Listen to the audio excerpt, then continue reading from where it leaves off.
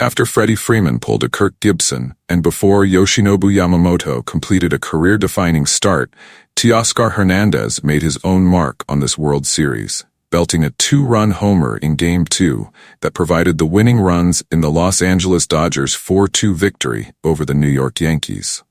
It was a moment that might go largely unnoticed in the story of this series, trampled in Game 2 by Shohei Ohtani's injury scare, but such anonymity might be fitting. Hernandez has spent all year as an overlooked yet crucial figure on a star-laden Dodgers team that is now 2 wins away from a title. Amid a $1 billion splurge that was headlined by Ohtani, Yamamoto, and Tyler Glasnow, Hernandez accepted a 1-year, $23.5 million contract, largely because his market hardly materialized. An addition that seemed almost unnecessary. But the Dodgers lineup wouldn't be as deep without his power. Their clubhouse wouldn't be as united without his presence. Hernandez sipped on a cup of coffee near his home in the LA neighborhood of Studio City last week and reflected on a year that began with hope and will end, championship or not, better than anything I could have imagined. Hernandez put together one of his best offensive seasons with a .272, 339, 501 slash line, 33 homers, and 99 RBIs in 154 games, won the Home Run Derby, and became the joyous, sunflower seed-throwing, in-game microphone-wearing face of one of baseball's most famous teams. Shohei is obviously going to be MVP of the entire league, Dodgers shortstop Miguel Rojas said, but to me, outside of him, Teoscar is our MVP. Ohtani and Yamamoto were the clear headliners of last winter's free agent class, primed for 9-figure deals that would set new precedents. Following them in the pecking order was a vexing group of household names who demanded massive contracts but presented a wide range of concerns. A list consisting of Jordan Montgomery, Josh Hader, Matt Chapman, and Cody Bellinger. Hernandez resided in the tier just below them, not quite prominent enough to command big money, but perhaps a safe bet amid the uncertainty. After Bellinger and Jung-Hoo Lee, he was the best outfielder available. After Ohtani, he might have been the best power hitter. A 3 to 4 year deal seemed reasonable, if not likely. I thought it was going to be different, Hernandez said, turning to his agent, Rafa Nieves of MVP Sports, seated next to him. We thought it was going to be different. Hernandez, who turned 32 this month, entered free agency as a former All-Star with 2 Silver Slugger awards and 6 seasons producing an OPS 19 percentage points above league average. From 2018 to 2023, he slashed .262, 317, 484 with 147 home runs and 442 RBIs. But he was coming off a down year in Seattle, in which he played a career-high 160 games but posted his lowest full-season OPS. That, on top of the usual concerns about his defensive value and strikeout rate, stymied Hernandez's market. And so, Hernandez received only 2-year offers, with the Boston Red Sox and the Los Angeles Angels emerging as the top suitors. A third guaranteed year from either team could have finalized a deal. That neither presented it made the Dodgers increasingly more tempting. Dodgers general manager Brandon Gomes reached out to Nieves from the outset of free agency and was the first person he met with at the GM meetings in early November. The Dodgers would chase Ohtani and needed to address their rotation. After that, they wanted another bat. Even after they signed veteran corner outfielder Jason Hayward to a 1-year, $9 million contract in late November, Hernandez was their preference. After a whirlwind few weeks that saw them sign Ohtani, Glasnow, and Yamamoto, the Dodgers circled back with Nieves and ultimately landed on a 1-year deal, but with a larger average annual value than Hernandez's other offers. Rather than long-term security, Hernandez would re-enter the market in a year. He'd bet on a Dodgers franchise that continually plays into October and holds a reputation for making players better. Mostly, though, he'd bet on himself. It hasn't been easy in my career, Hernandez said. Nothing has been, but I'm the type of guy that punches back.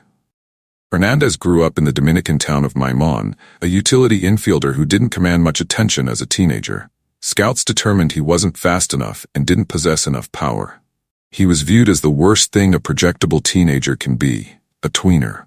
From ages 15 to 18, he got nothing but empty promises and tepid interest. If I ask you how many tryouts I did to try to get signed, what do you think it is? Hernandez asked. Throw out a number. 10? 15? 30. I did over 100 tryouts, Hernandez said. In 2011, after starring at the Houston Astros Dominican complex for the better part of a month, Hernandez was fed up. He went home and decided to quit.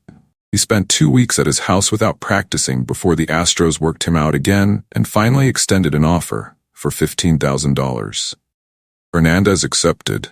From that day, I've been fighting and fighting and fighting, Hernandez said, and it got harder and harder and harder every year. 6 years later, the Astros traded Hernandez to the Toronto Blue Jays midway through the 2017 season. 2 years after that, in his age 26 season, Hernandez cracked his first opening day roster, only to struggle mightily and get sent down 6 weeks later. His breakthrough 2020 season was shortened by the COVID-19 pandemic. His 2021 season was hampered by his own case of COVID. But, by 2022, despite an oblique strain that cost him 6 weeks, Hernandez had established himself as a valuable power hitter who could act as a catalyst in the middle of a lineup, enough so that the Seattle Mariners, starved for offense, traded for him in November. Hernandez's final year before free agency would see him anchoring a lineup alongside Julio Rodriguez, while playing for a Mariners team primed to make a deep run. But Hernandez slashed just .248, 312s, 475 through the end of June. He got hot over the final 3 months but still finished with a .741 OPS, his lowest since becoming a regular 6 years earlier. The Mariners missed the playoffs by 1 game. It was a really good, really talented team, Hernandez said. But we were missing something, and I think it was playing as one group, not individuals. The first player to reach out to Hernandez when he signed with the Dodgers was Ohtani via a direct message on Instagram. Finally, it read, "We're gonna play together." As an angel, Ohtani plunked Hernandez on the right hand with a sinker on April 5, 2023, and apologized for it while on his way out of the ballpark. It sparked a short conversation and a surprising friendship. Hernandez has a reputation for being upbeat, congenial, easygoing. His fit on the Dodgers was instantaneous. Along the way, Hernandez grew from the group that surrounded him. It was his first time around established stars and a winning culture. He learned how to navigate the rigors of a season, drawing inspiration more recently by how Freeman has navigated through injuries in October. He learned how to keep going, no matter what presented itself. He said something in spring training that kind of caught my attention, Rojas said. In Toronto, he was a player trying to make a name for himself, but at the same time he needed to be the leader of the group. Here he doesn't have to do that. He came into our clubhouse knowing he doesn't have to be the piece that keeps everybody together and all that. He can focus on what he does on the field and what he does best, which is hit. Hernandez's production remained steady throughout the 2024 season, devoid of the highs and lows that have at times plagued him. In September, he was at his best, slashing .329, 407, 605, as the Dodgers made the final push to capture an 11th division title in 12 years. Even after Hernandez went hitless in 18 at-bats over the first 5 games of the National League Championship Series, his approach did not waver. He drew 7 walks during that stretch, a circumstance that surprised even him. Results weren't going his way, but he did not chase. He did not become impatient. In Game 6, on the night the Dodgers clinched their first pennant in 4 years, Hernandez served as an early catalyst, lining 2 hits while the Dodgers scored 6 runs in the first 3 innings. To him, it was a growth moment. I know that I'm going to fail. I know that I'm going to make errors, but this year I have that confidence, Hernandez said. I know at some point I'm going to be back, hitting the ball hard, hitting homers, getting on base, making plays. When Yankee Stadium hosted a high-profile Dodgers-Yankees matchup over the summer, Hernandez starred. He hit the game-winning 2-run double in the 11th inning on June 7th, homered twice in a rout on June 8th, contributed 2 hits and another home run in the only loss on June 9. Going back now, with the highest stakes in front of a hostile crowd and against a desperate team, has brought out a particular level of excitement with him. It's going to be crazy, Hernandez said of a World Series that will shift to the Bronx for games 3, 4, and, if the Dodgers don't sweep, 5. But I like that. I like challenges. I like when things get really hard.